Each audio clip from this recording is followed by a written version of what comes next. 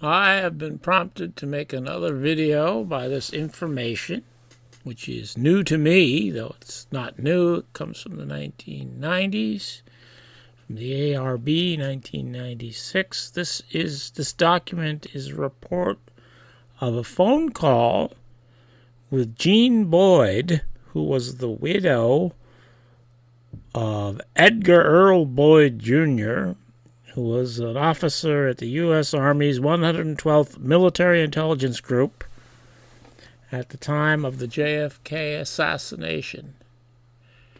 And my interest was piqued by this section of the report. After some general discussion regarding the assassination, Jean made the following statements based on Earl's statements to her regarding the time around the assassination. He was one of the people who headed the Dallas, Texas Army Intelligence Office. She mentioned the name Colonel Frindell as having taken over the office after Earl was later reassigned. Approximately 2 days prior to the assassination, he was called on a temporary duty assignment to San Antonio, Texas. Jean doesn't know why. So what she's saying is that her husband was removed from the Dallas office and moved to San Antonio for the assassination, or for the time of the assassination. In preparation for his trip, Earl assigned an agent to take photos of JFK's travel through Dallas on 11/22/63. Upon his return from San Antonio, the agent provided photos taken as assigned. Of course, we do not have any such photos today. I asked her what she meant when she said Earl assigned an agent to take photos, and if she knew of the office having the day off during JFK's visit on 11/22/63.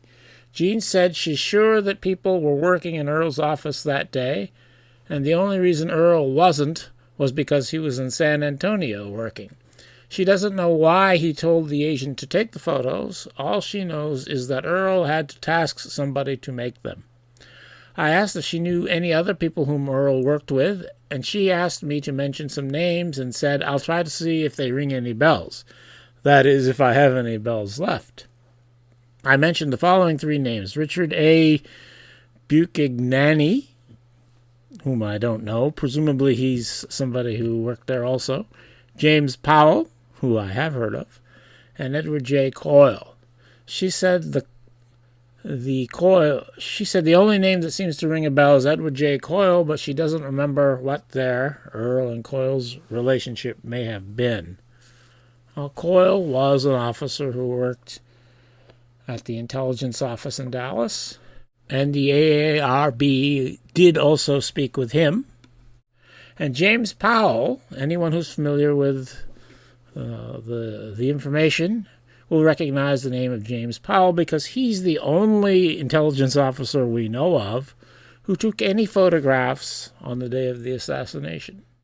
And he is famously credited with having taken this photograph of the Texas School Book Depository just after the shots were fired. And as I have concluded in other videos and explained why I've come to this conclusion, this photograph was actually taken by Robert Jackson, the photographer who famously took this photograph of Jack Ruby shooting Lee Harvey Oswald. So this new information new to me, implies a new conclusion about Bob Jackson. And so I'm going to make a comprehensive video on all of this stuff to lay out my new conclusion. And I'm going to start with James Powell and his story. This is the first statement on the record made by James Powell. It is a memorandum which he says that he wrote on the day of the assassination at the request of his commanding officer. I, James W. Powell, Special Agent 112th INTC Group, 912 Rio Grande Building, Dallas, Texas, reside at 4049 Herschel Avenue, Apartment 5, Dallas. On 22 November 1963, at approximately 12:25 hours, I was standing at the corner of Austin Street and Main Street, Dallas, where I had just taken a picture of the late President John F. Kennedy and his wife as they passed in a motorcade.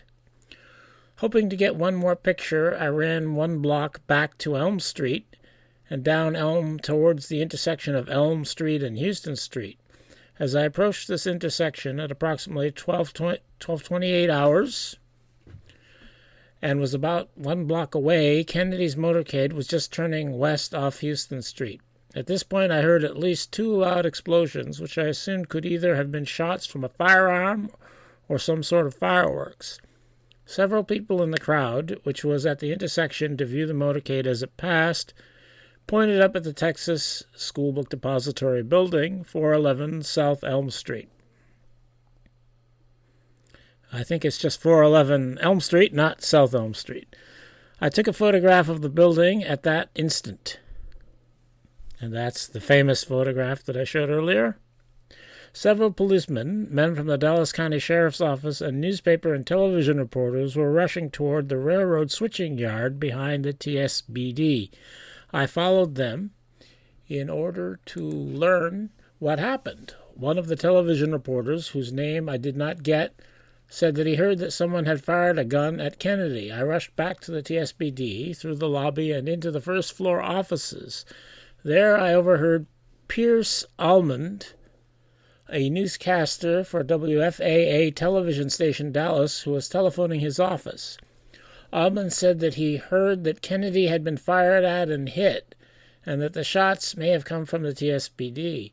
Almond had first talked with a construction worker who supposedly witnessed the incident.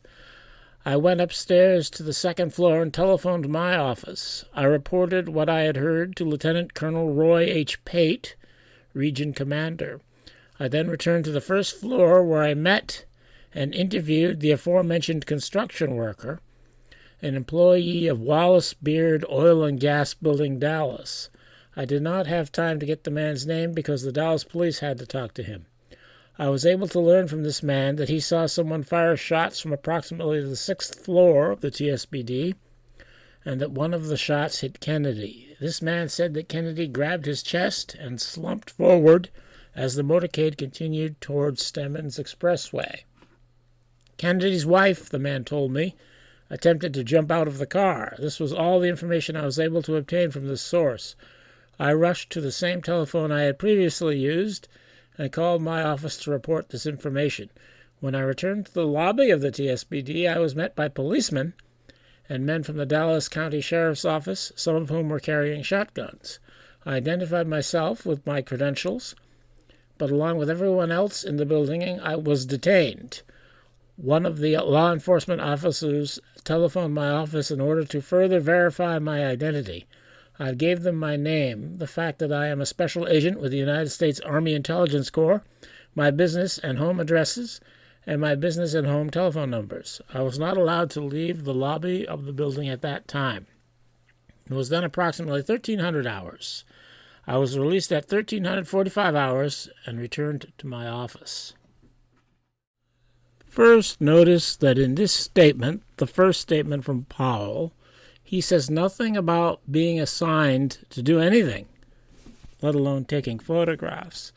And the new information, new to me, that got my attention was that Jean Boyd said that her husband had said that he was going to assign a member of the intelligence group to take photographs of Kennedy throughout the motorcade. And from Powell, we get him saying that he took photographs at Austin and, Austin and Maine. At that intersection, he took a photograph of the president as he ran by, or as he drove by. And then he ran to Dealey Plaza and took the famous photograph. So, if Powell is the person who had been assigned by Boyd to take photographs of Kennedy's motorcade, or his trip to Dallas, the whole thing apparently, if he was that person, he's not saying so in this memo.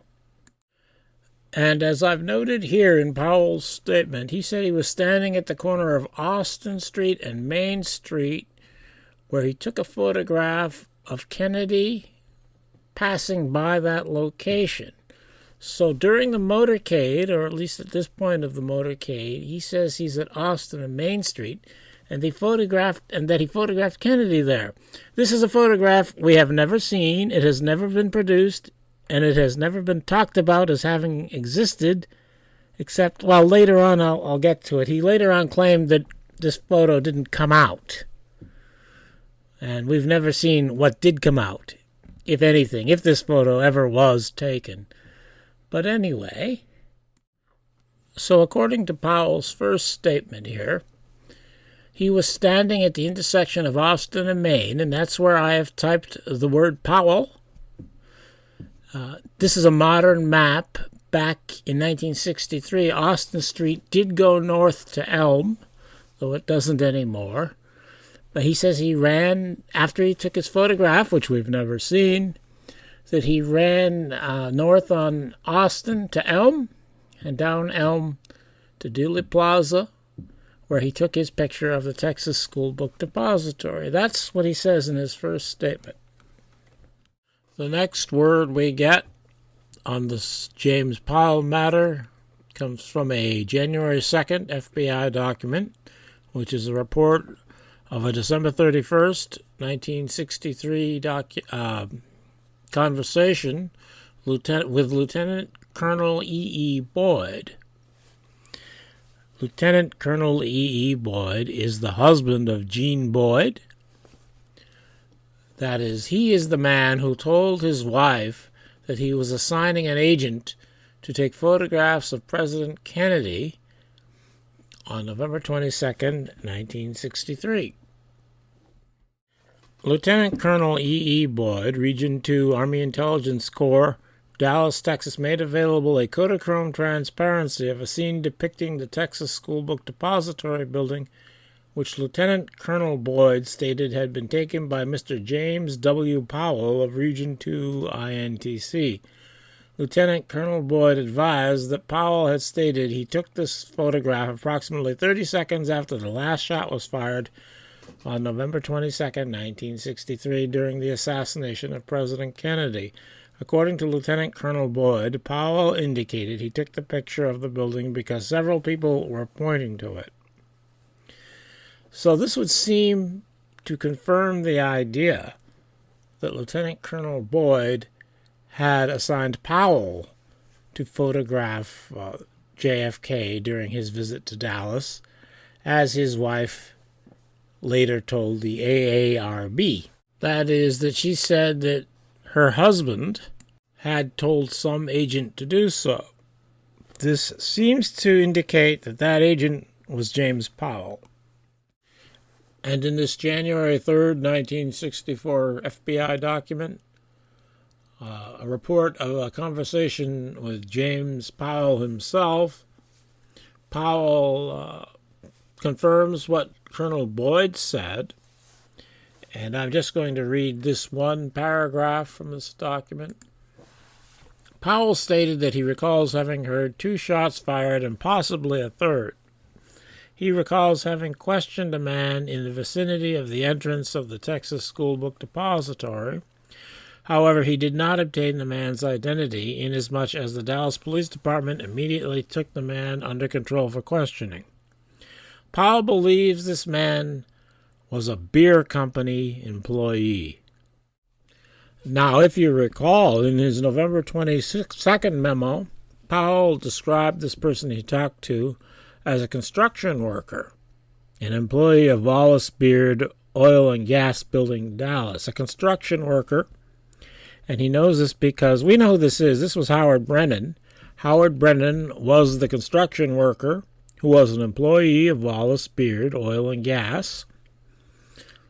And we know he's a construction worker, or Powell would have known that. He could have asked him, but he could have known by looking at Howard Brennan, because Howard Brennan was wearing a construction helmet and dressed as a construction worker.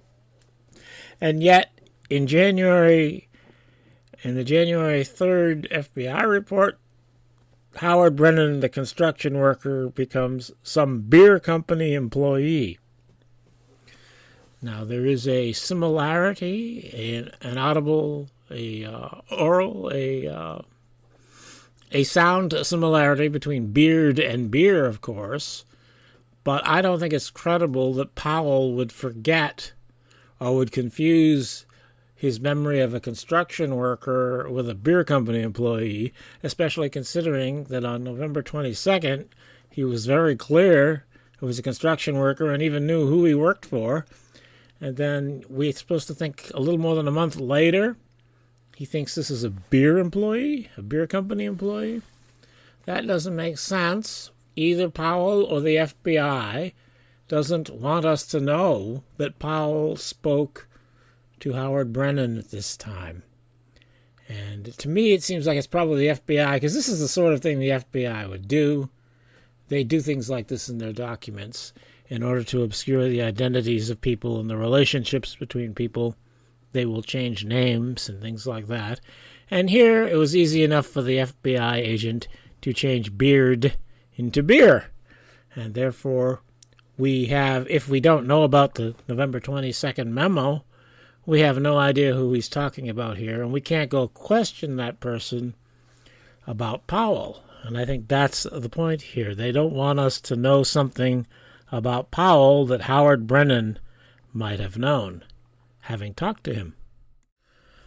The next word we get from Powell comes from 1975.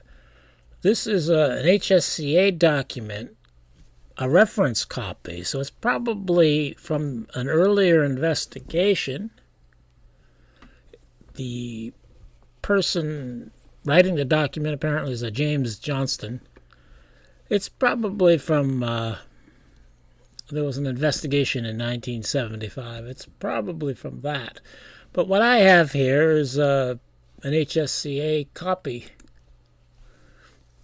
And it says, I reached Mr. Powell at his office in Los Angeles, California by telephone on December 17th and explained to him the committee's interest in why he was in the Texas School Book Depository on November 22nd, 1963. Powell was an E5 specialist 5th class in the Army in 1963. He was on a 3-year enlistment. He was a military intelligence special agent and assigned to the 112th MI Group's field office in Dallas. Army records indicate this was a regional office rather than a field office. The office was in Suite 912 of the Rio Grande building. It was commanded by an Army Colonel Frindell or Colonel Boyd. Army records indicate Colonel Frindell was the commanding officer until November 1st, 1963, when he was replaced by Lieutenant Colonel Pate. Powell said he knew of no file on Oswald in the office prior to the assassination and had never heard of Oswald before the assassination. The office was not asked to assist the Secret Service or the FBI either in protecting the president in Dallas or in investigating the assassination. Powell said he did not know FBI agent Hosty and knows nothing about his meeting with an Army intelligence agent on the morning of November 22nd. On November 22nd was a working day for the office. Powell took time off to watch the president's motorcade and had a 35mm camera with him. Now, I want to note here that he's claiming to have taken the day off, the day of the assassination. So this should be interpreted as him saying that he was not assigned to take photographs of President Kennedy, that he took time off, and he's doing this on his own time. Now, I'll go back to the document here. Powell photographed the president several blocks away from the TSPD. That was at Austin in Maine. And then went down a side street toward the TSPD to catch up with the president's car. When Powell was still about half a block from the TSPD, he heard shots. There were tall buildings which caused the sound of the shots to echo, and Powell could not tell where they came from. He ran towards the motorcade route and reached the intersection by the TSPD.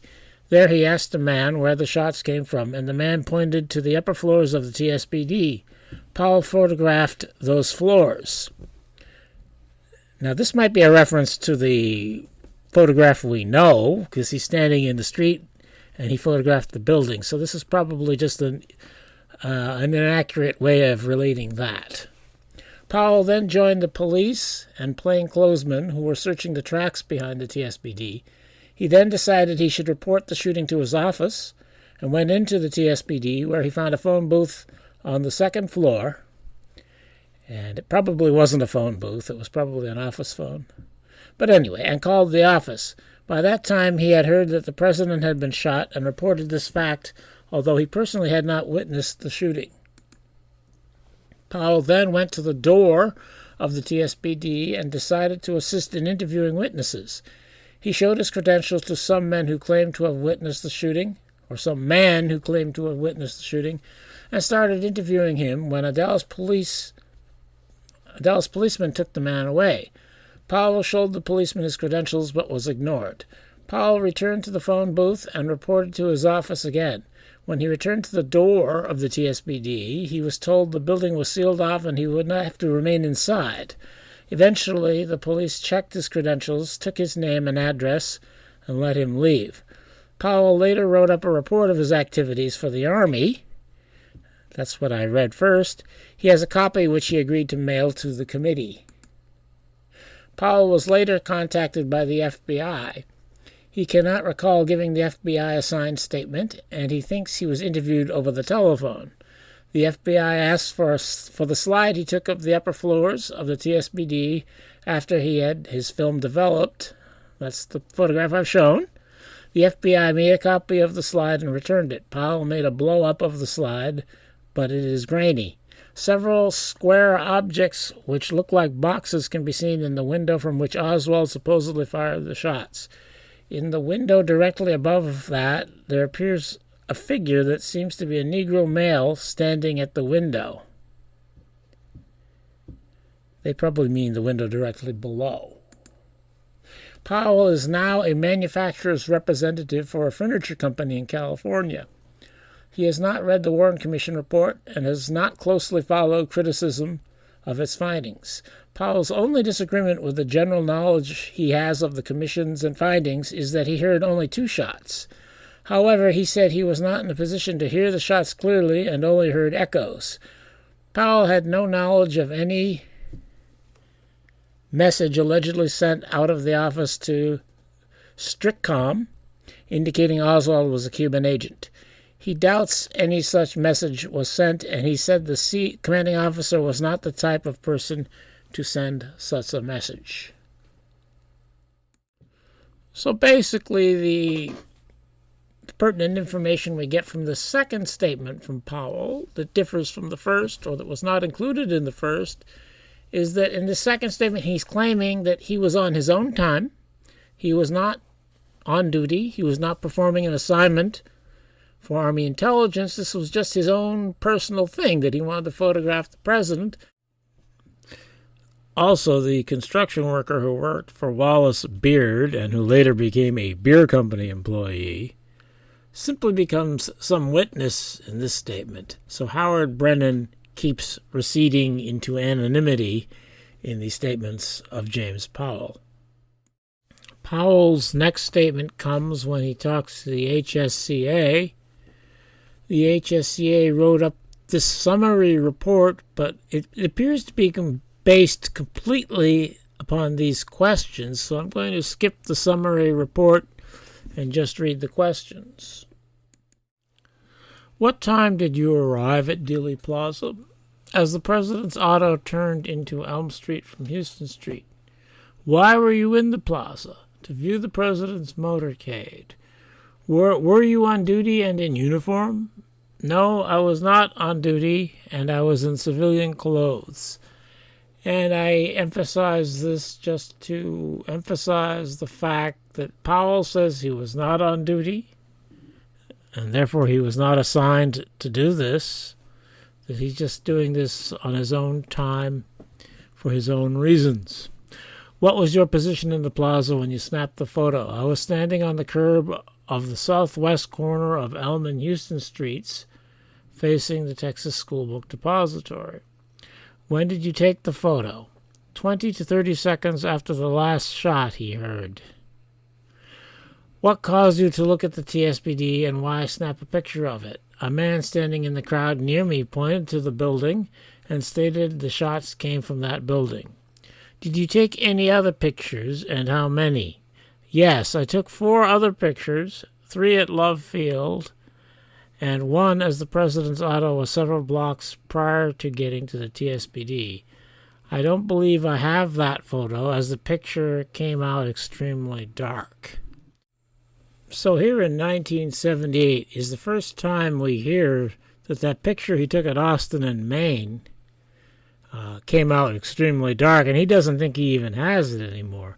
And here, very interestingly, for the first time in 1978, we hear that he took photographs at Love Field. That was never mentioned before. So now we have Powell having gone to Love Field, according to his story, to take pictures of JFK. And during the motorcade at Austin and Maine, also took a picture of JFK. This would seem to coincide pretty well with what Mrs. Boyd said about her husband assigning somebody to photograph the president's Dallas visit, because he's following the president around.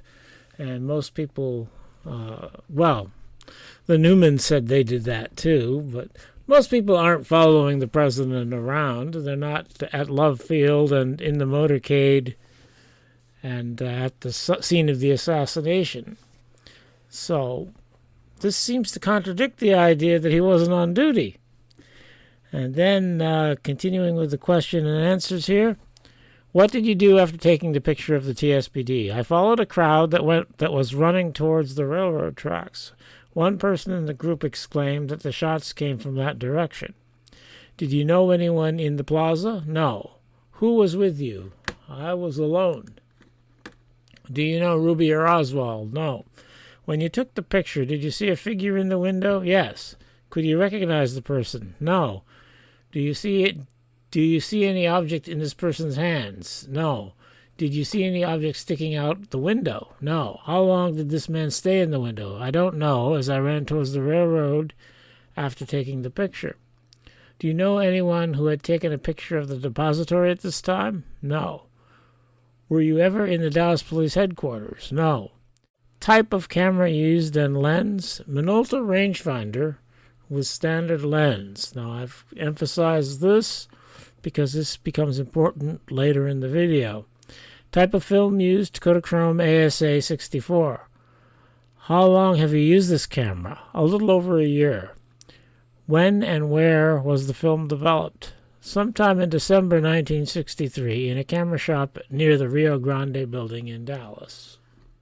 And now I'm going to go to the Assassination Record and Review Board, or Records and Review Board interview with James Powell, conducted by Timothy Ray in 1996. I'm going to skip through a lot of this first part of the interview because it's not relevant to what I'm talking about, but I'm putting all of the pages of the interview on the screen in case you're a fanatic and you want to stop the video and read it yourself. You can do that. And now I'm going to start here where I have the red asterisks. Let's go over here, sort of what happened that day. Did you go? Do you recall whether you went to the office that day before you went to Love Field? I mean, you were on pass that day, so no. You did not go to the office. No need to. So you went to Love Field. Were you there for when the president initially arrived? Yes. And did you take pictures at that time? Yes, I did. And how many pictures? Not many, probably 3 or 4, as they came off the plane. And I was a pretty good distance away, and unfortunately, without a telescopic lens.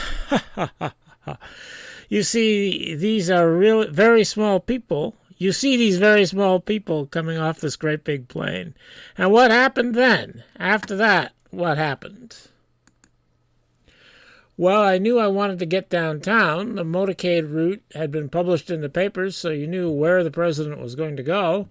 So I went downtown, and I think I'm trying to remember where I parked. If I'm not mistaken, I parked in the regular parking lot where we parked our government cars, which was near the Rio Grande building, and then walked a few short blocks away to where the motorcade was going to be coming down Elm Street. I stationed myself there, waiting for the motorcade to come by. You were driving your own car that day? That's a good question. I honestly can't say. Probably was. Now, can you tell me what happened here, the events in Dealey Plaza? First of all, let me ask you this. Can you show me? I'm going to show you a diagram here. Okay, let me skip over the diagram here because we don't have the diagram. Okay, he says maybe he was 100 feet away down here at the bottom, maybe 100 feet. You were very close then, close enough that you could clearly hear the shots. Oh, yes. And did you have any sense at that time of where the shots had come from? No, I didn't. You just sort of heard them from the direction. I knew that when I got to this intersection, there were people pointing up at the book depository building, indicating that they had heard the shots coming from there. If I could ask you, when you say people, you mean more than one person? People, yes, more than one person, a couple. At least one pointed up at the building and another standing near that person. I think this gentleman corroborated that. I crossed the street over to the book depository building and walked on down. There were police officers, a few police officers there that had just been around at the scene, plus at least a couple from the sheriff's department that were there. Sheriffs. In group, we kind of went to the parking area behind because there were, again, a lot of civilians standing around watching motorcade coming down who'd said they thought they heard someone running through that area. So we all went together back there, but didn't see anything obvious other than just the stampede. Nobody carrying a gun or anything like that. So I left the group and I went back to the book depository building, it being the closest building that looked like it might have a phone in it, and went in there to call my office. Let me back up on one point. You took a photograph of the window. Yeah, I did. You're right. I should have mentioned that. When someone pointed up at the building and said they'd heard shots coming from up there, I wheeled around with my camera and took a picture of the building at that moment. After taking the picture, when you went by the book depository, school book depository, and went with the policemen or sheriffs or whoever out toward the railroad yard, I guess, and back there, you said a moment ago, I understood you to say that somebody had said they'd heard someone running there. Is that your recollection? Yes, that's my recollection, that someone was running through there, but we all walked back through there and didn't see anybody at that point. So whoever might have was long gone. Do you recollect anyone saying that they had heard shots from that direction? No, not really. It's possible. It's been a lot of years back, and I did not stay around at that. Reading and seeing what you hear now, there was that story, but I have to say no right now. Let me ask you this question. Were you carrying your special agent ID? Okay, I'm going to skip that part because who cares? I basically recall that I did because the officers were curious as to why I was joining them, and I just flashed my credentials to show them. That was sufficient at the time, and I put them back. I had my camera and so forth. He wants us to know he had his camera. We all sort of walked together back to that area behind the building, but I left them in place. When you show somebody, I don't want to read about the credentials. I don't care. A police officer saw someone who identified himself as a Secret Service agent in this area, and obviously Ray thinks this might have been Powell, but I don't care. All right, let me skip ahead then. Let's pick it up now where you're going back to the school book depository. I went back to the book depository building, and I went inside to use the phone to call my office and then tell them what happened. I went in there, made one phone call, and came back out. Now notice here, he's talking like he went into the building to make a phone call, and then he came back out of the building, whereas in his first statement, it's as if he was always in the building and never came out again. That is important. I'll review that later. There was a gentleman standing there who claims to have seen shots fired from a window above, and I talked to him briefly. But then another policeman came up. He looked like a fairly high-ranking policeman. He got out of a car, like a chief or whatever, and literally took the guy away from me. I told him I was interviewing him, showed him my credentials, but he had authority which superseded mine because this was his town. So he took the man before I even had a chance to get his name. I just talked to him briefly for a couple of moments, so I didn't get a lot of information out of him. After that, I went back into the book depository building to call my office again, and when I came back down, there were more police and sheriffs there with firearms, with shotguns, and they were detaining everybody that was in the building at that point. They were pretty well convinced that something had happened directly from that building, and they wanted to make sure that they got everybody who came out of there. So I showed them my credentials, and they took my credentials. They didn't disbelieve me, but that was just their procedure. They took my credentials, they called my office, and I'd say within a half an hour or 45 minutes, Wilson Page from my office came down and identified me, and they let me go. Now, I underline Wilson Page because Powell says that's the guy who came to get him out of there, and we have testimony which I'll get to, which says that's not the case. And so that's why I emphasize that. I recall from I think from the memorandum that you wrote on the 22nd, that the second call that you made to your unit, I think you said that you made it on the second floor, or maybe you made both of them on the second floor. That's right. Did you ever go above the second floor in the school book depository? Okay, I don't care about that, so let's skip ahead. And the other people that were there, do you recall any discussion or speculation that they had at the office? Who cares? Now, Wilson Pate from your unit came. Page, I'm sorry, you got released. Where did you go then? Did you go home or did you go back to your office? I'm pretty sure I went back to the office. I went to the office with him briefly because that was there that I did the report. I wanted to put that together while it was fresh in my mind, and I went home after that. Do you recall during the time that you were in Dealey Plaza, except for Wilson Page, did you see anyone? Do you recall seeing anyone else from the 112th? No. Now, this is important because later we're going to find out that two people came to get him out of there, and neither one of them was Wilson Page. Do you recall whether on the day of the assassination back at the unit, whether anyone else from the 112th either talked like or, prepared a report indicating that they might have been a witness to these events? No, they were as surprised to hear it as I was to have more or less witnessed it. The first time I called them, nobody from the colonel on down believed that it had really happened because you must be kidding or something. Do you recall after the assassination, this is not just on the 22nd, but even for days or even weeks afterward, sort of any unit scuttlebutt, anything about Lee Harvey Oswald, whether he was really the assassin or not or anything like that? And he kind of doesn't. Do you recall hearing anyone talk about the fact that the 112th either had or might have had a personality file on Lee Harvey Oswald? No. When you heard the shots back in Dealey Plaza, what was your impression of how many shots there were? Who cares? Did you have any sense of the direction? I don't care. Do you recall either from the afternoon of the assassination or later days any follow-up activities by the 112th to cooperate with law enforcement agencies?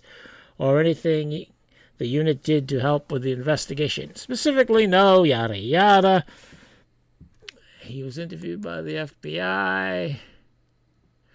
He sent them a report. Yada, yada. Let's see. And he sent the picture to the FBI. All right, going to the first ray here, the third paragraph. When you were interviewing the person outside the school book depository, who was then taken away by the police, did anyone ever ask to see did you take notes of that while you were talking to him? Yes, I started taking notes, I did. Don't even ask me what happened to them. At that moment, I don't know. Or at the moment, I don't know. We didn't get very far along, didn't even get the gentleman's name, but he sort of volunteered. I showed him my credentials, and he started volunteering information that he'd been standing right there to watch the motorcade, and he heard the shots. He heard shots coming from above, so he pointed up, not toward a specific window or anything, but just up above him, and I started making notes of that, as I recall, and that's about as far as we got. Really, just a couple of minutes, as I didn't really have a chance to even get his name. Other than that, the fact that I knew he was like a construction worker, he had a uniform on. So here in 1996, he remembers it's not a beer company employee. He remembers it's a construction worker, and it's Howard Brennan. And I did put that in my notes, what company he worked with, who he works for. So the sheriffs took it from there, and got a lot more information than I did, but I was trying to make a valiant effort to get something which I would have turned over. And okay, I don't care about the rest of this.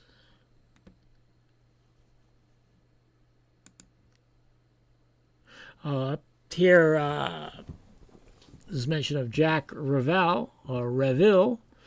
Okay, did you recall a name? This would probably have been someone from local law enforcement named Jack Reville. This is interesting. I'll again be very candid with you. I don't recall the name. Jack Reville was a Dallas Police Department detective who was the main intelligence guy that the military intelligence people talked to. Now, it's possible Powell wouldn't have known him, but he also happens to be the guy that got Powell out of the building, which we will see later in the video. So it's significant, I think, that Powell denies having heard of Jack Reville in a very strange way. Again, I'll be again very candid with you, when a simple no would have been fine. So let's stop at this there. And one more thing I'll cover from the ARRB is this meeting report of a follow-up meeting with James Powell. And just going to the underlined part here, it says, Powell indicated that he is willing to give all his original slide photographs from November 22nd, 1963 to the ARRB for deposit in the archives. Powell needs to recover the slides from where they are stored in the home of his ex-wife, and he will send them to the ARRB. He never did this. Powell has never, ever, presumably he's passed on by now, he never personally provided any original photographic materials to the authorities. So there's no proof that Powell took any photographs. We have the photograph of the Texas School Book Depository, and we have his story, but the original photographic material has never been available publicly, and according to the official story, is not now available to the government. So at this point, I'll review these elements of Powell's story. Powell says he was off duty on November 22nd, 1963, and that he was not performing an assignment for Army intelligence. Powell said he first photographed JFK at Love Field before the motorcade, though we have never, ever seen any of these photographs, nor has anyone else ever seen them, apparently. The government was never made any notations about them. Powell photographed JFK at Austin and Main Streets when the motorcade passed that intersection. Again, we have no such photograph, nor has there ever been one available. But he says he was at that intersection when the motorcade passed. Powell photographed the TSPD shortly after the assassination. His timing of that varies a little bit, but it's pretty consistent. And Powell says that Wilson Page freed him from the Texas School Book Depository, and that he knew of nobody else from military intelligence being in Dealey Plaza. Key to my understanding of the James Powell situation are the ARRB interviews with Edward J. Coyle. So I'm going to go through some of that. Here is the July 29th, 1996 interview of Coyle. I won't read the whole thing, just the stuff that's relevant to the Powell situation. Starting at the top here, Coyle is at the intelligence office when he's talking in this paragraph, and the radio was on, and they were listening to the radio. And all of a sudden, the radio went blank, and it stayed blank for quite a while, and we didn't know what the hell had happened. And our telephone rang, and I can remember Steve Weiss picking up the telephone, and one of our agents was in the school book depository building, and he said that the president had been shot. And Steve Weiss went berserk. Do you recall who that agent was? No, I don't. Could it have been Sergeant James Powell? It might have been. Okay.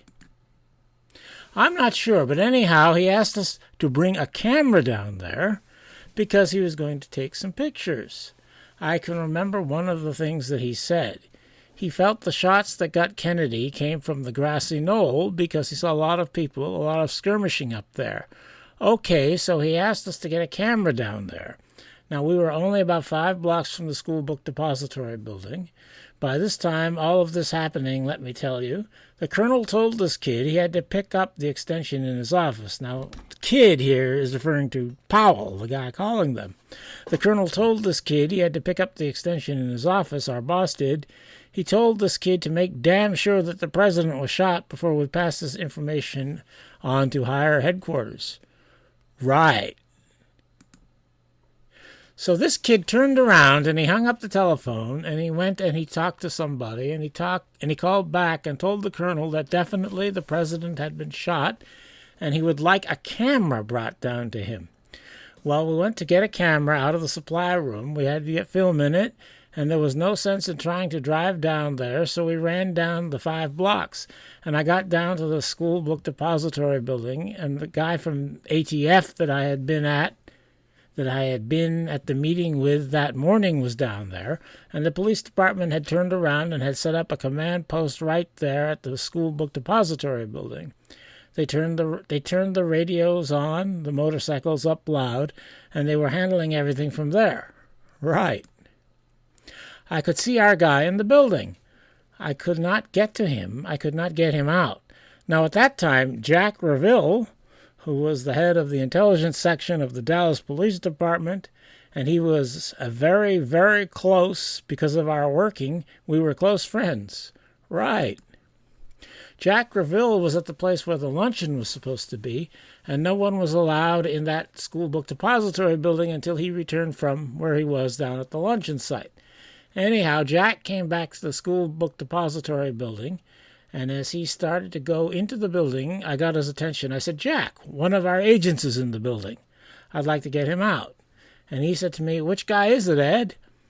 And our guy was standing right in the doorway, and I said, "It's that one right there." So he turned around, and he had somebody take down his name and phone number and address and crap, and he let him out of the building. Well, we stood around there listening to what was going on for a while, and then we went back up to our office. So it's pretty clear this has to be James Powell they're talking about.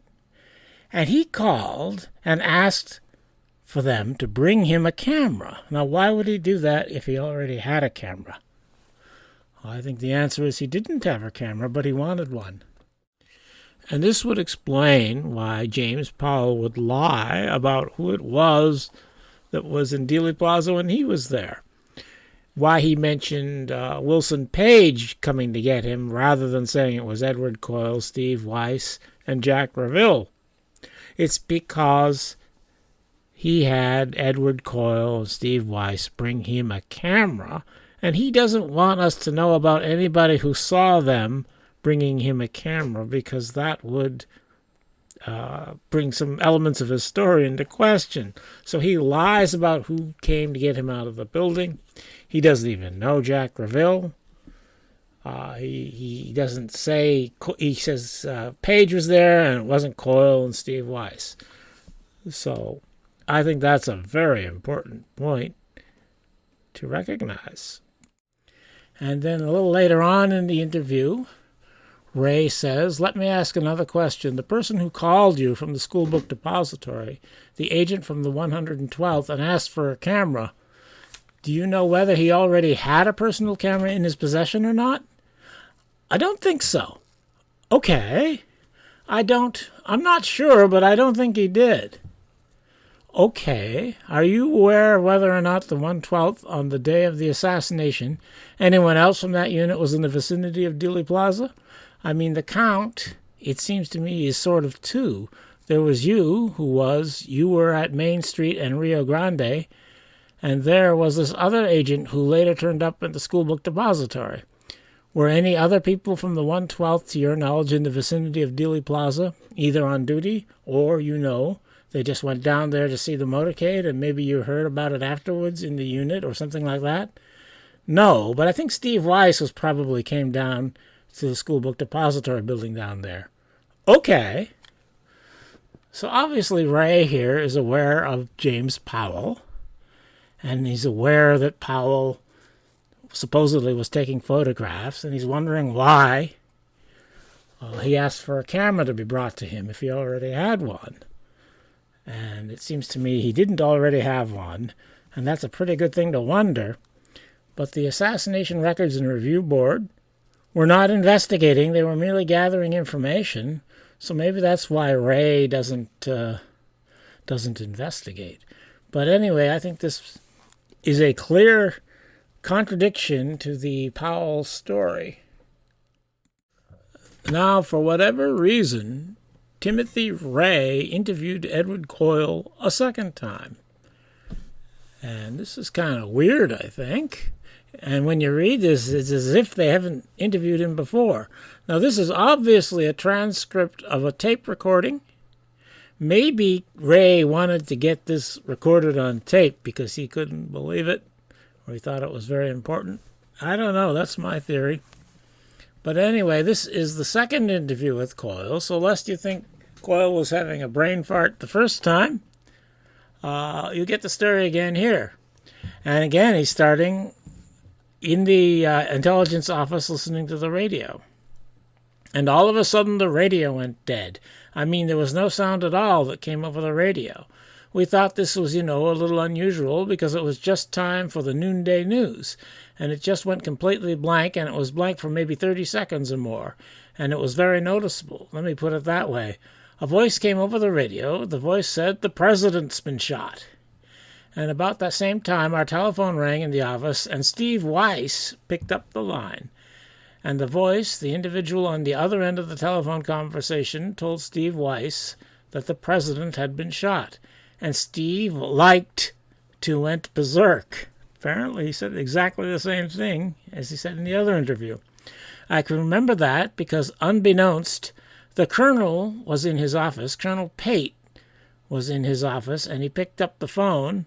There were very few people in the entire office during that time because it was lunchtime. He picked up the phone, and he heard what the individual had said, and he told this individual, "You be damn sure." He says, "Look, you go out and you check with somebody else, and you be damn sure that the president has been shot before we pass this news on to our headquarters." Let me ask a question here to clarify something. You say that someone called. Do you know who that person was? Or, "It was one of our agents. He was in the school book depository building. He told us where he was. He called. He went out and checked, and he called back again, and it was only a very short period of time when he returned the phone call, and he said, 'The president has been shot. Bring me a camera.' And he wanted one of our cameras. Why he wanted a camera, I have no idea. But he asked for one, so we got a camera out of the supply room. We loaded it with film, and then myself and I think it was Steve Weiss, we ran down to the school book depository building. Now, that was only about 5 blocks from where we were, but the sirens were going so bad at that time. Every police vehicle in the city was headed for the school book depository building, and the traffic was just a mess down in that particular area. So we didn't get in a car, we just ran down there.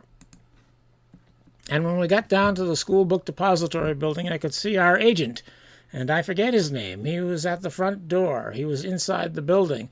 The police had cordoned off the building, and they would not let anybody in, and no one could get out. And they said that was going to be the way until Jack Reville from the Dallas Police Department got there. He was in charge of the investigation of the people in that school book depository building. But Jack was at the luncheon site where they were going to have the luncheon for the president, and they had to wait for him to come back to the school book depository building. When Jack came back, while we were down there, Frank Ellsworth was there too, because I remember seeing him. When Jack Reville arrived at the building, I turned around. I knew Jack, and I told him, "Jack, one of our men is in that building." I said I'd like to get him out. He asked me which one it was, and I pointed him out. And I pointed it out to him, and he had one of the police officers take down some information from him, and he let him out of the building.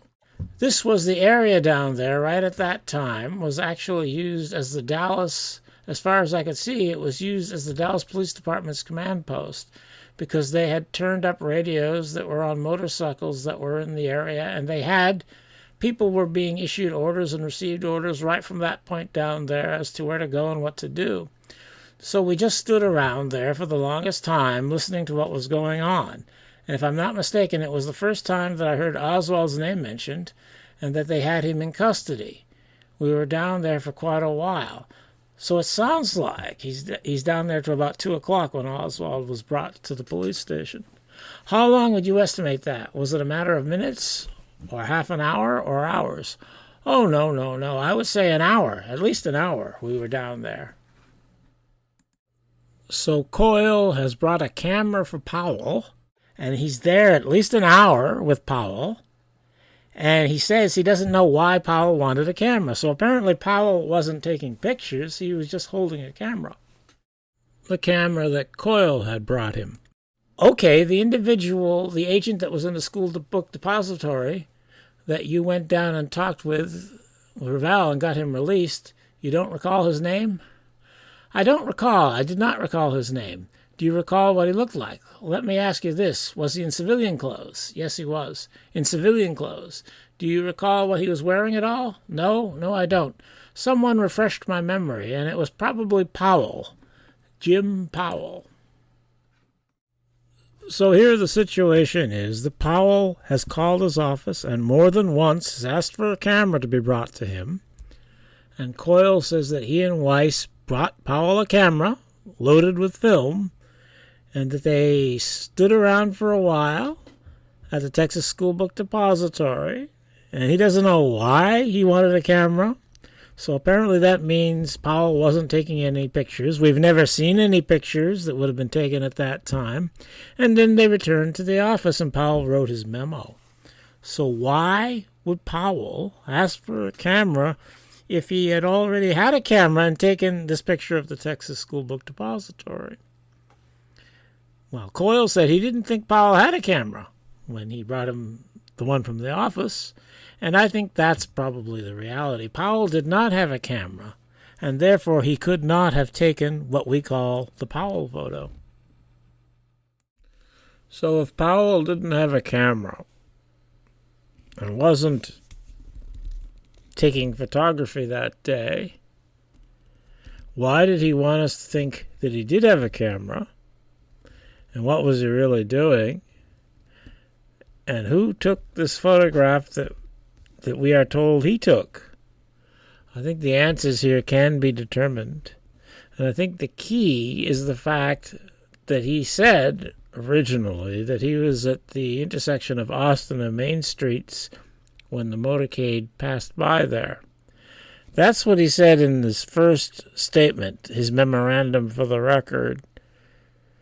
But that kind of faded away in his story, and he never said Austin and Main again, though he did refer to being in a different location than Dealey Plaza. So I think this is the kernel of truth that will reveal what's going on here. That is the fact that Powell was at Austin and Main when the motorcade passed by there. Why was he there? What was he doing there if he wasn't there to take photography?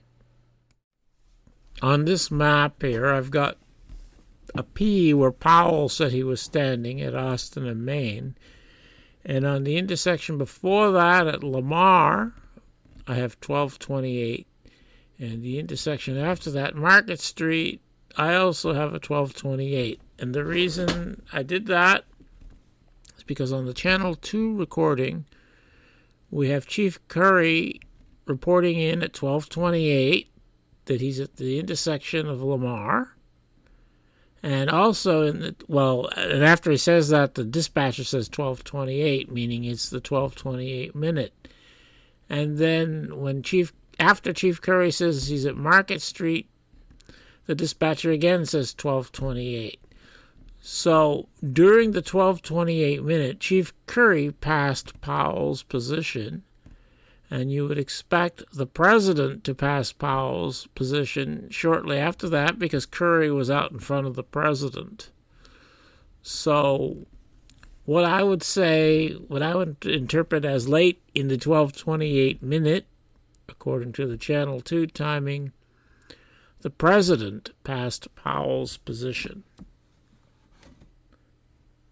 And if we go to the Channel 1 recording, at this time or about this time, you can't determine exactly whether it's the exact time on these things, but at about the same time, we can hear on the Channel 1 recording this.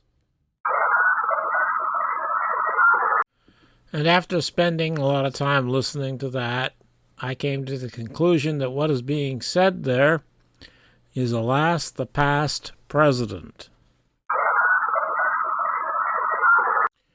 And this is about a minute before JFK is shot in Dealey Plaza.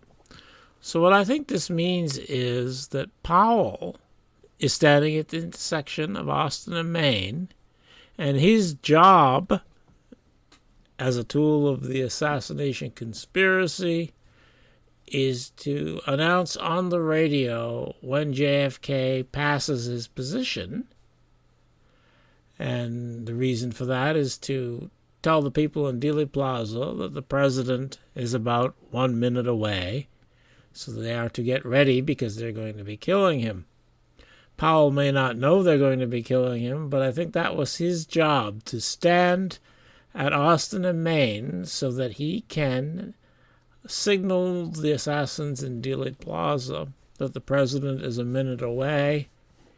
And if he's signaling that the president is a minute away on the radio, that means he has a walkie-talkie. And so when he ran to Dealey Plaza, he had a walkie-talkie in his hands.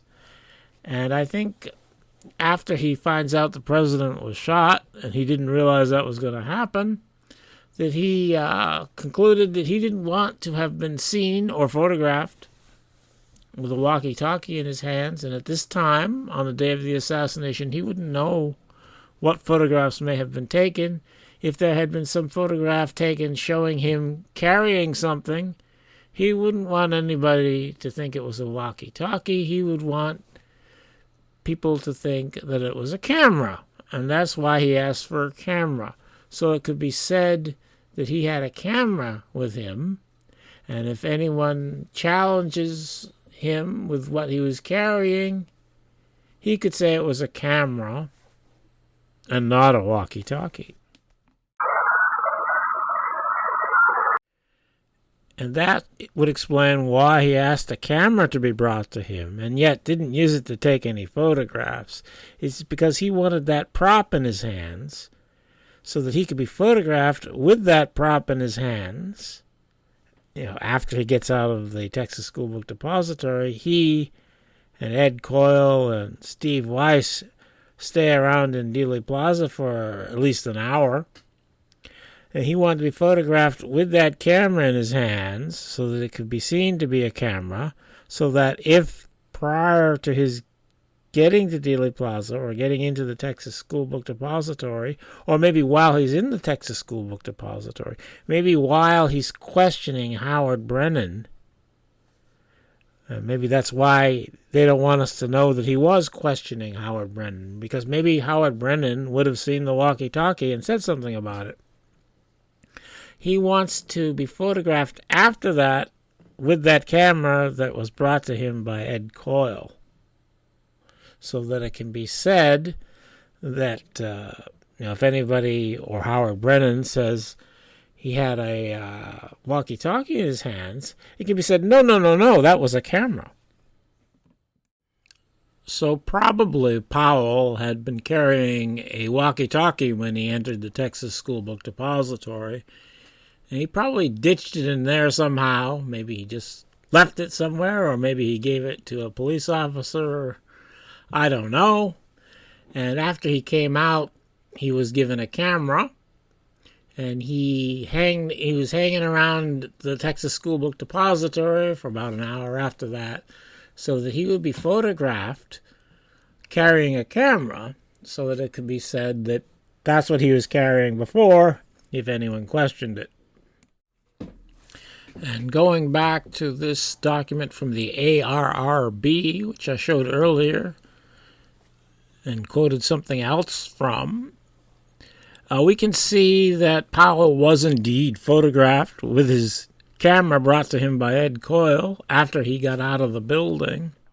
It says here, during the meeting, Ray also showed Powell a videotape copy of the VZ outtakes. After several viewings of the 3 to 4 second segment showing Howard Brennan and various police officers in front of the school depository, Powell concluded that the individual shown on the extreme left of this portion, holding a camera, is almost certainly me. Powell was cautious about stating that the individual was him with absolute certainty, as the individual is seen mostly in profile and the film quality is not particularly good. However, Powell noted that the hairline looks right, the clothes look right, and the camera looks right. And this has to be the camera that Coyle brought him, because it's after he's got outside of the Texas School Book Depository. Powell furthermore noted that he had been taking notes in a small notebook while talking to Brennan before the police arrived to take Brennan away, and the videotape seems to show the Powell figure putting something in his jacket pocket, possibly a notebook, before raising his camera.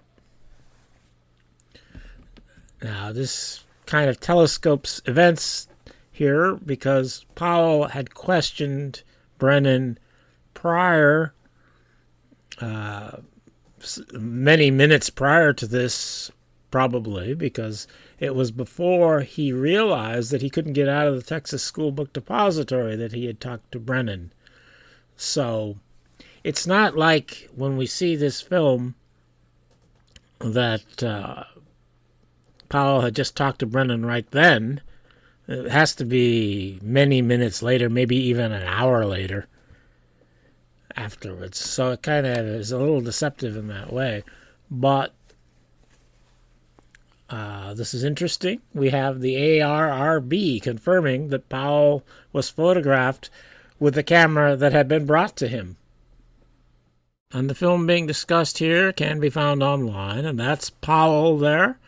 And here, apparently, he's raising his camera as Howard Brennan is being put into Inspector Sawyer's car. It's interesting he's raised his camera there, but we don't have any photographs from him at this point showing Howard Brennan. He never said he took any photographs after he got out of the building. We don't have any photographs he took after he got out of the building. And yet there he is, apparently fiddling with his camera after he's got out of the building.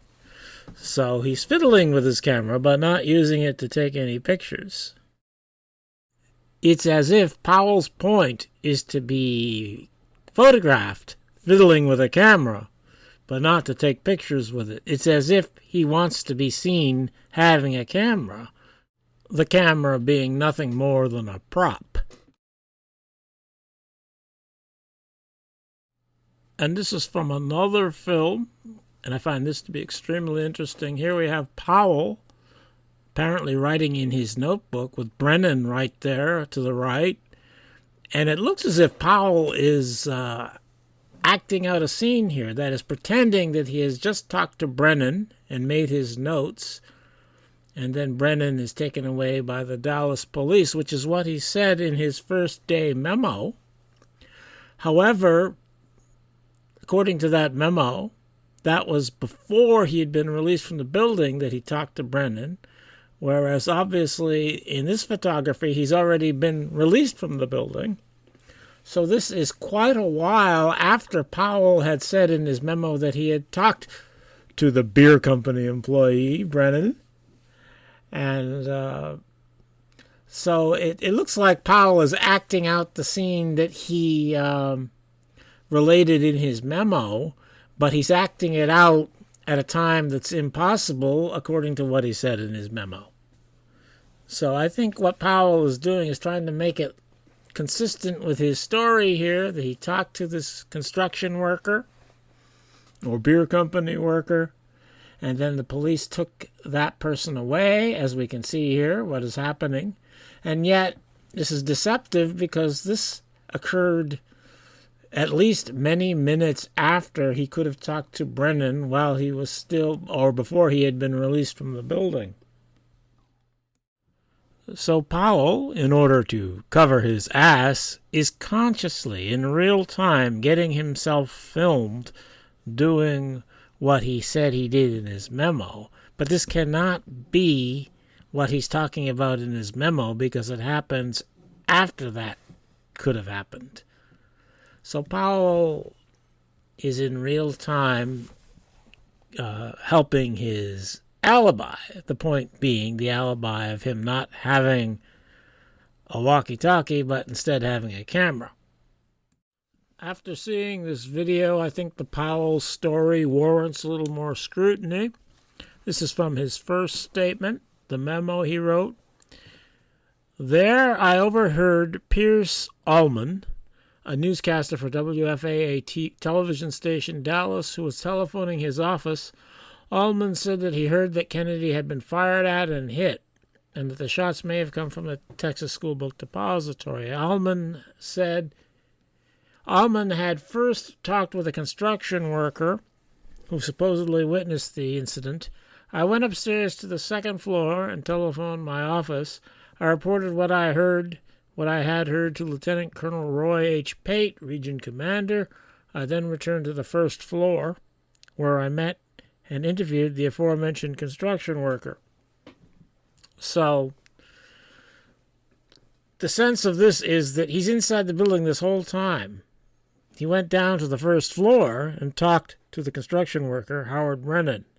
But the video we see doesn't show him talking to Howard Brennan, or doesn't show him talking to Howard Brennan at all, but it doesn't show him on the first floor. It shows him outside of the building. And what this means probably is that Powell never talked to Brennan at all. He didn't talk to him inside the building. In fact, Brennan said somewhere that he never went inside the building. And there are photographs of Brennan standing outside the building while he's waiting for the police to deal with him. So probably Powell never even talked to Brennan. He just got the story listening to Pierce Allman, who had talked to Brennan. He heard the story of Brennan from Allman when Allman was on the telephone. So what we're seeing in the video here is Powell's reenactment of talking to Brennan, something he never did in the first place, outdoors with him having the camera.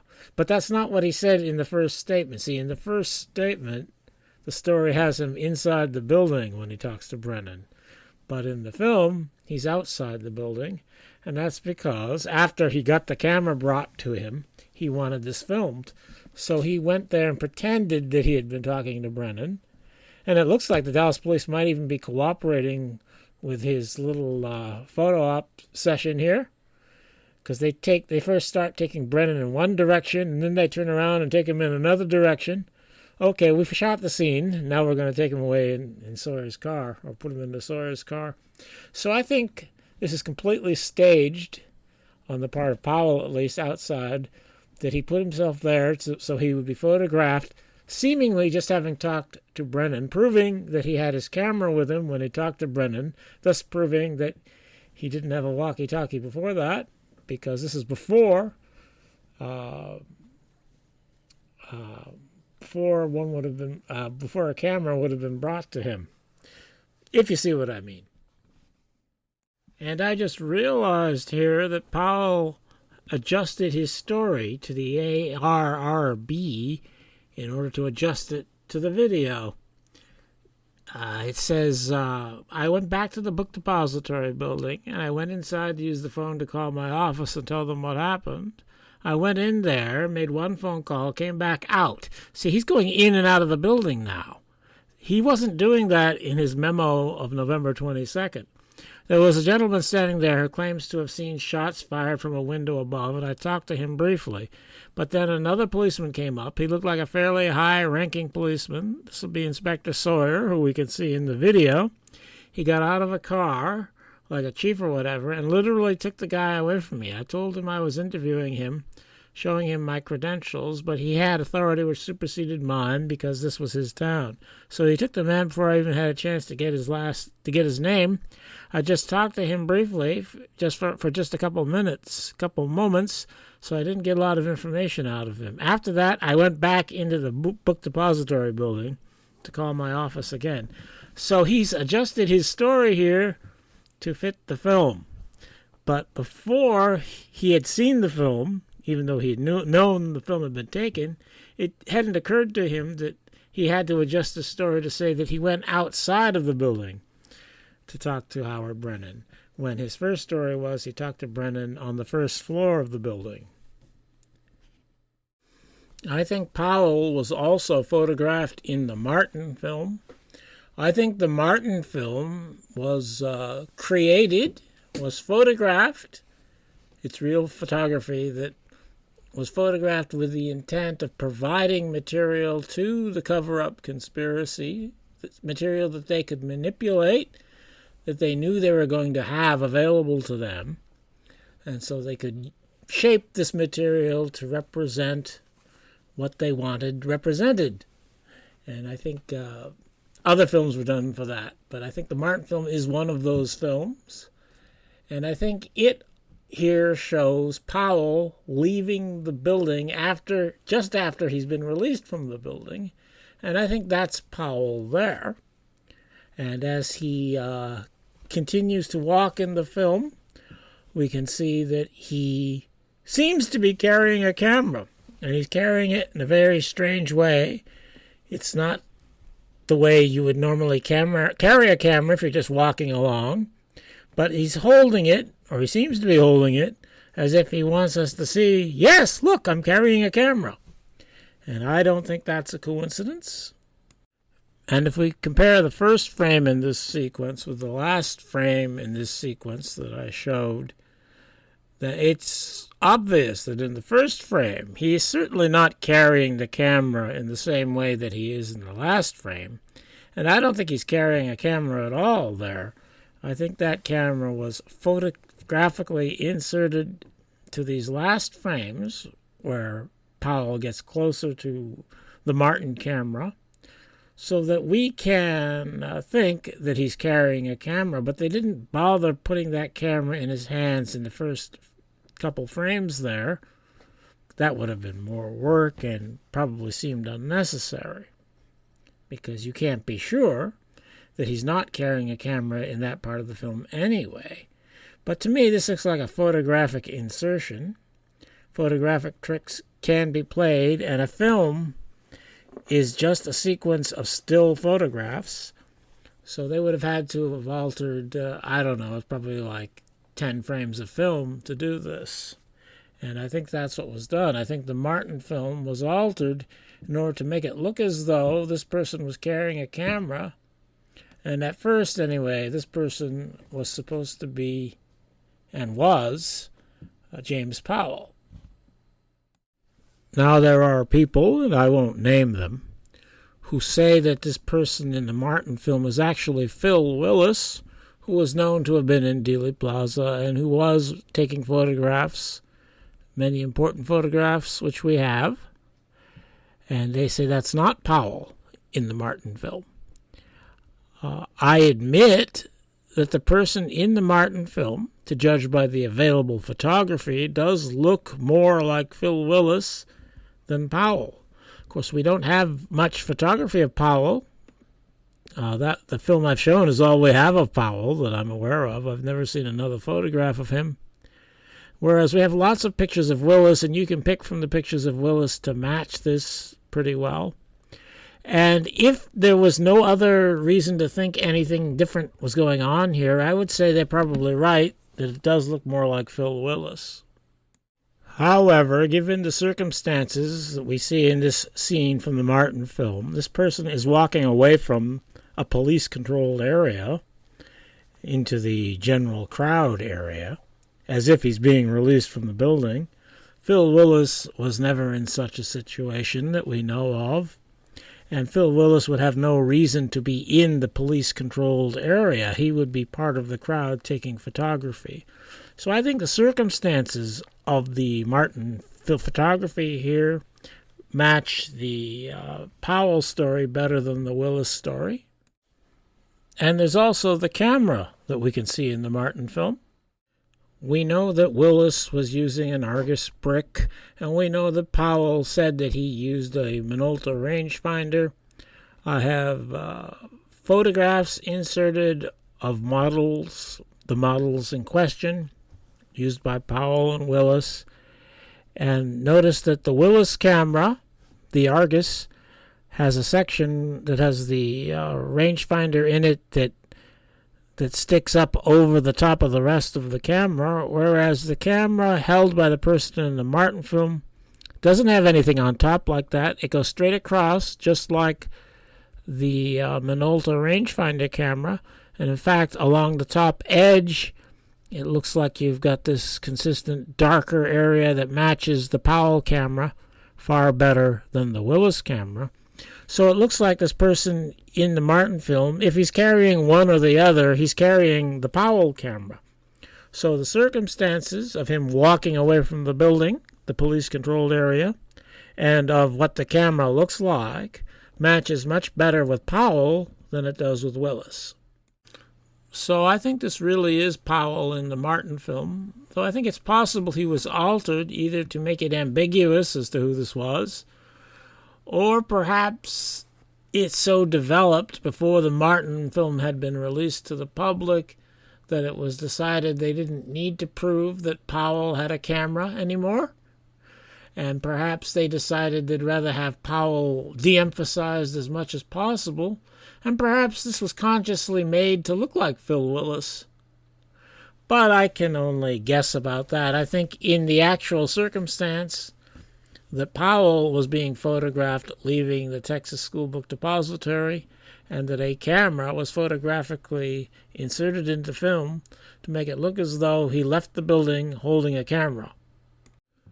So Powell did not have a camera with him before the assassination. He was not on a photographic assignment for military intelligence, even though the widow of Boyd, Jean Boyd, says that somebody was assigned by military intelligence, her husband, to photograph the president during his visit to Dallas. It wasn't Powell, and Powell did not take the Powell photo. And now we get to Bob Jackson.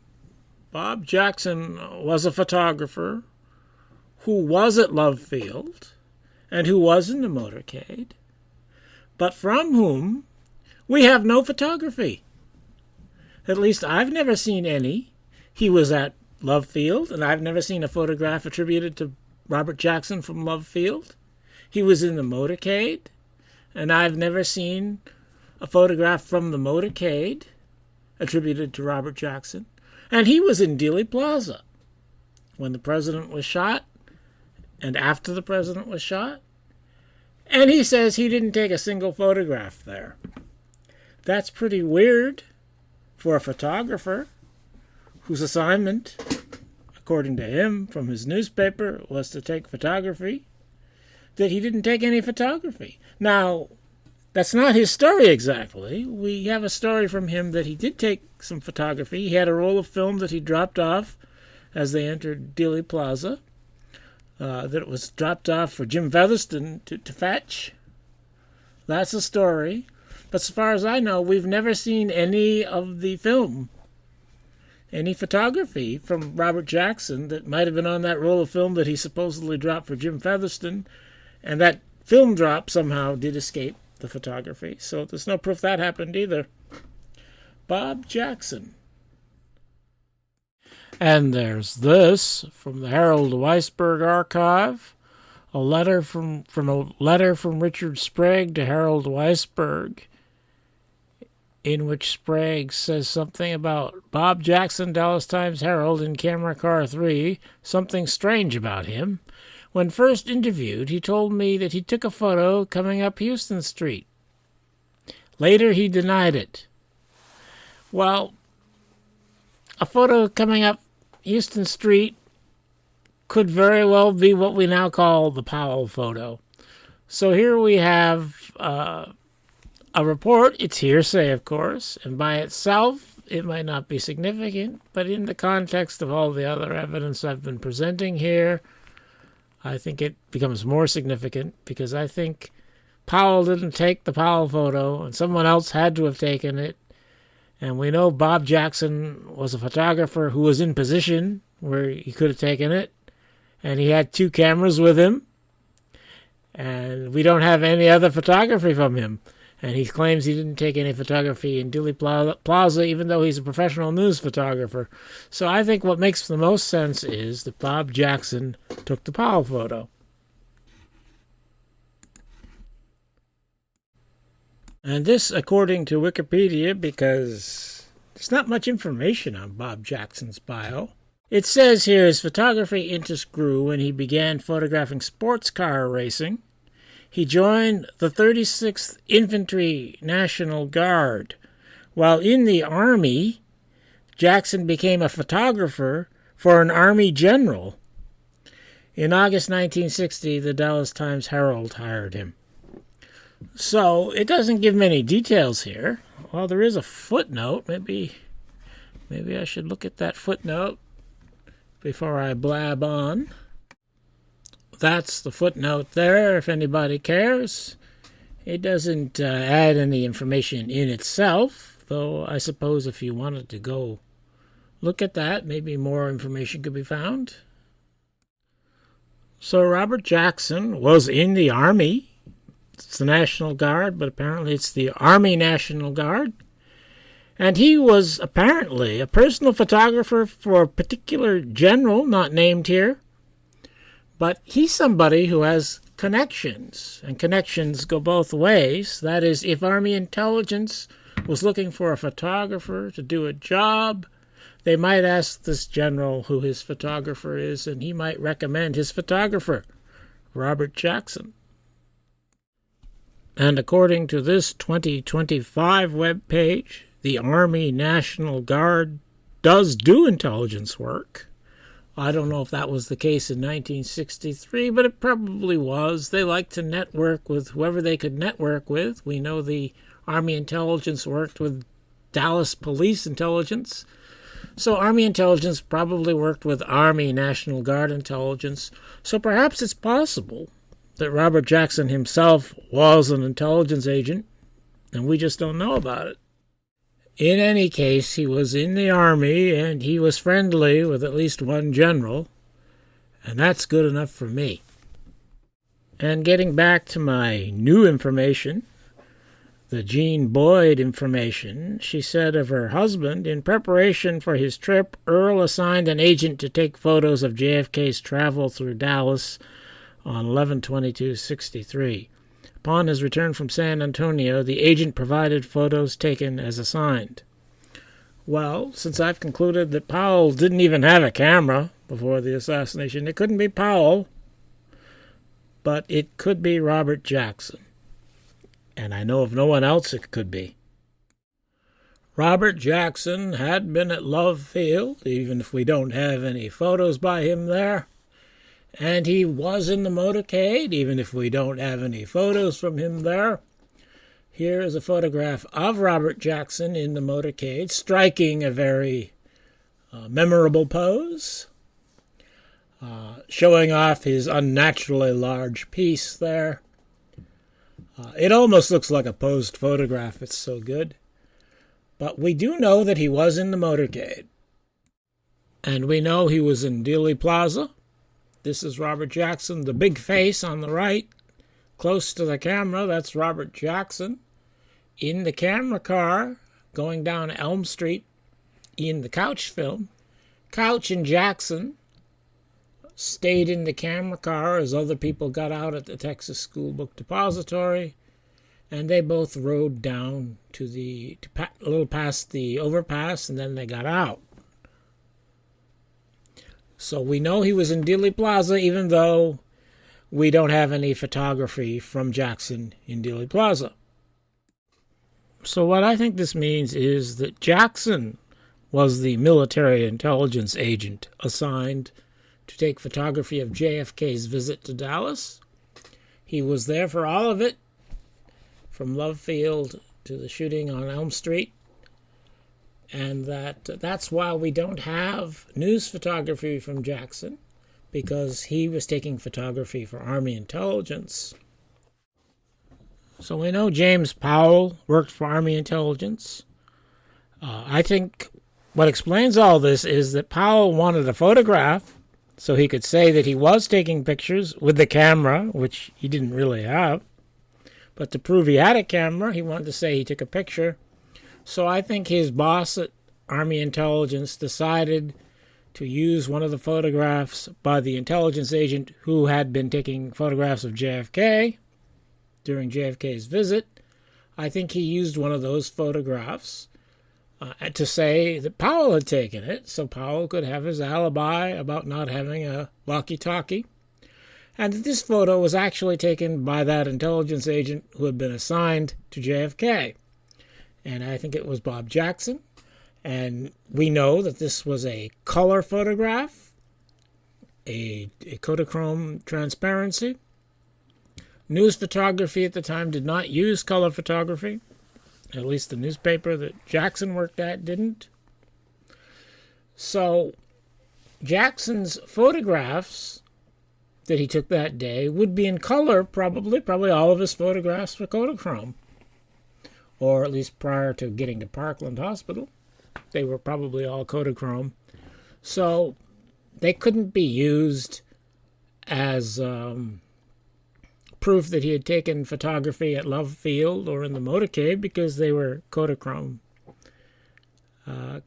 slides. And it could work for Powell, though, because Powell, supposedly, was just a fanboy taking pictures of the president, so he could have been using Kodachrome. And so they used Bob Jackson's Kodachrome photograph of the Texas School Book Depository, so they could attribute it to Powell and shore up his alibi. And I don't think this means that we should despise Powell or Jackson. I think they were just, before the assassination, they were just patriotic Americans doing their part in the Cold War. Then after the assassination, I don't know that they really knew what happened afterwards either. But after the assassination, even if they realized they had been used to murder the president, they really don't have any reasonable option but to go on with their lives. Even if Robert Jackson, I think he benefited because he was given that opportunity to photograph Oswald being shot. I don't think he knew in advance that he was being given that opportunity, but I think he realized that afterwards. These are from frames from a film taken. This is just after Oswald had been shot, and we're seeing Jackson's reactions to having photographed Oswald being shot. And I think he realizes that he was set up for this, that he was given this opportunity by somebody, probably as payment for his participation in Army intelligence activities. That's what I think.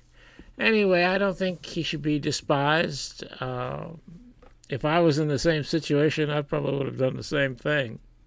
Though I wouldn't say it's something to be proud of either.